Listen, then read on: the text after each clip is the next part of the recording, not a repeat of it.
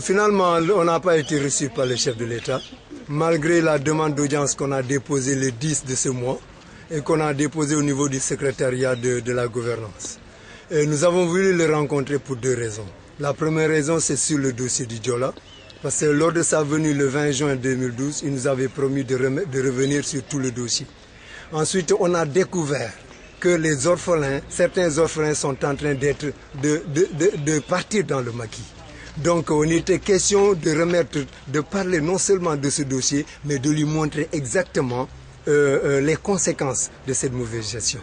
Ensuite, la deuxième raison, c'était pour lui parler des frustrations. Des frustrations qui sont causées par des autorités locales, à commencer par l'acte que le gouverneur a posé hier. Quand par exemple, monsieur le gouverneur, on a déposé la correspondance, monsieur le gouverneur nous a dit qu'il a tout transmis. Ce n'était pas vrai. Et si monsieur le gouverneur continue, pose ses actes de frustration, il va à l'encontre de cette paix. Parce qu'on ne peut pas continuer dans cette région à poser ces actes.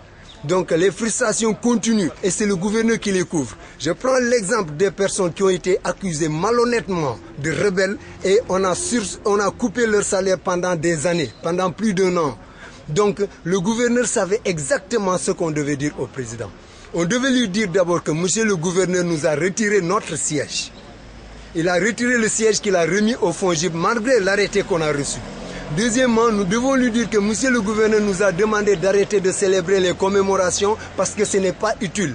Parce que d'après lui, il dit que les gens sont déjà morts, il y a des gens qui meurent un peu partout, donc ce n'est pas utile de commémorer. C'est-à-dire qu'on est en face d'un gouverneur du 15e siècle. Et ce gouverneur n'a pas sa place ici en Casamance. Et nous disons tout simplement au chef de l'État, malgré tous les efforts qu'il a consentis, il y a le volet paix des cœurs qui représente l'un des soubassements de cette paix.